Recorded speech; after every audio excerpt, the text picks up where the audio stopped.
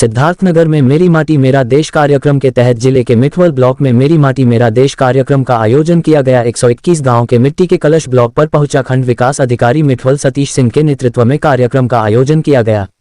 आपको बताते चले कि मेरी माटी मेरा देश कार्यक्रम में डुमरियागंज सांसद जगदम्बिका पाल बांसी, विधायक जय प्रताप सिंह ने मेरी माटी मेरा देश कार्यक्रम में हुए शामिल 121 गांव से आए कलशों का सांसद जगदम्बिका पाल बांसी, विधायक जय प्रताप सिंह ने किया स्वागत।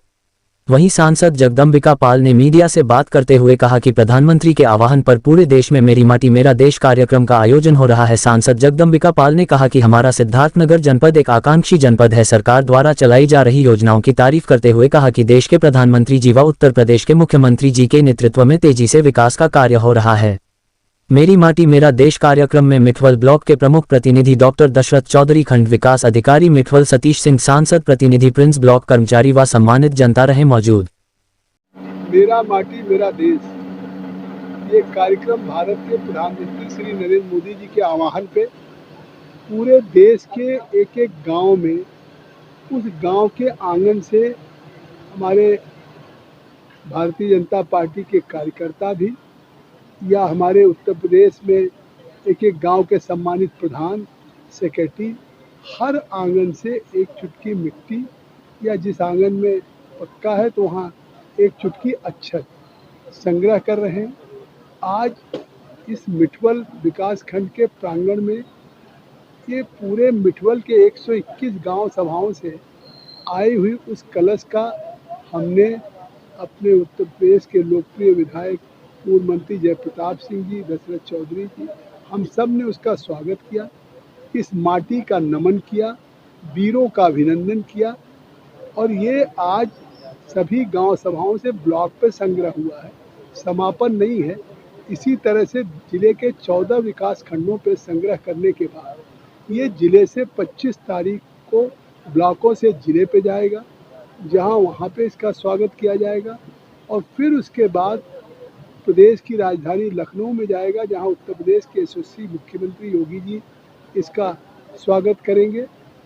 और फिर पूरे देश के राज्यों से ये हर घर की जो चुटकी मिट्टी को कलश में एकत्र करके देश की राजधानी दिल्ली में जाएगा, जहां प्रधानमंत्री श्री नरेंद्र मोदी जी आज़ादी के अमृत महोत्सव पे स्वयं इसका स्वागत करेंगे। इसका तात्पर्य है कि हम उन अपनी माटी का नमन कर रहे हैं, जिस माटी में हम पैदा हुए, जिस माटी में पले बढ़े, और जो भारत की माटी आज चंदन बन करके पूरे विश्व में सुगंध कर रही है। आज आप देख रहे हैं हमास का इजराइल पे हमला, यूक्रेन का रूस का, लेकिन आज इस भारत की प्रधानमंत्री मोदी जी की प्रेरणा है कि पूरे देश में लोगों में राष्ट्रभक्ति किस तरह की है कि आज हमारे पड़ोसी, चाहे पाकिस्तान हो, चाइना हो, वो हमारी तरफ आंख उठाने की हिम्मत नहीं कर सकता। तो हम आने वाली पीढ़ियों को अनुप्राणित कर रहे हैं, अपने उन शहीदों के बलिदान से याद करा रहे हैं, उनकी कुर्बानियों से भविष्य की देश की एकता और अखंडता की एकजुटता के लिए कर रहे हैं।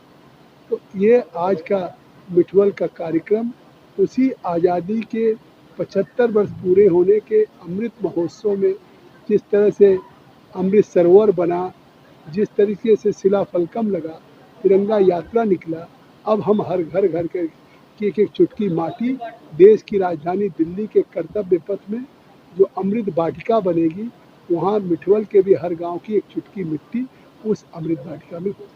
सर, क्या स्थानीय स्तर पर जो मिट्टी यहाँ इकट्ठा की गई है, यहाँ अमृत वाटिका में डाली गई है, कुछ मिट्टियाँ की नहीं डाली गई? नहीं, अभी हम लोग जा रहे हैं, 121 गाँव की इकट्ठा है। अब वो 121 करने, देश में 7,500 गाँव हैं, तो 7,500 कलश जाएगा। अब एक एक गांव से, घर से मिट्टी इकट्ठा करके एक कलश से आई एक गांव में।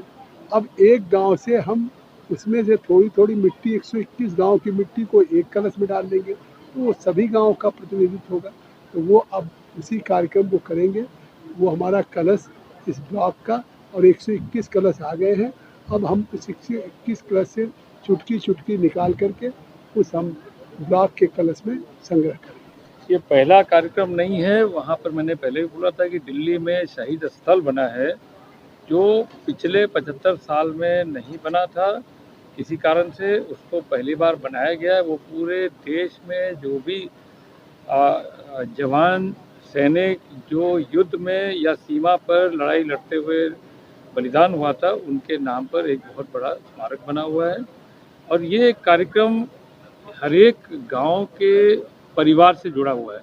हर एक गांव का जो आंगन के मिट्टी निकल के उस कलश में जाता है। तो इसमें वीरों का नमन तो हम करते ही हैं, क्योंकि हम आज इस देश में आज़ादी के साथ और सुकून के साथ हम यहाँ रहते हैं, इसलिए कि हमारे वीर सैनिक वहाँ पूरी तरह से मुस्तैद हैं। और हम सभी लोग ने देखा है कि अब इधर पिछले 9 साल में वो सैनिक स्वयं अपना निर्णय लेके जवाबी कार्रवाई देने के लिए सक्षम हैं। दूसरे देश में घुस के उनका आतंक का पूरा नष्ट करने के लिए सक्षम है। तो हम वीरों का नमन करते हैं, मगर ये पूरे देश के परिवार को हम जोड़ते हैं, एक एक परिवार को जोड़ते हैं, चाहे कोई भी जाति का हो या कोई भी धर्म का हो।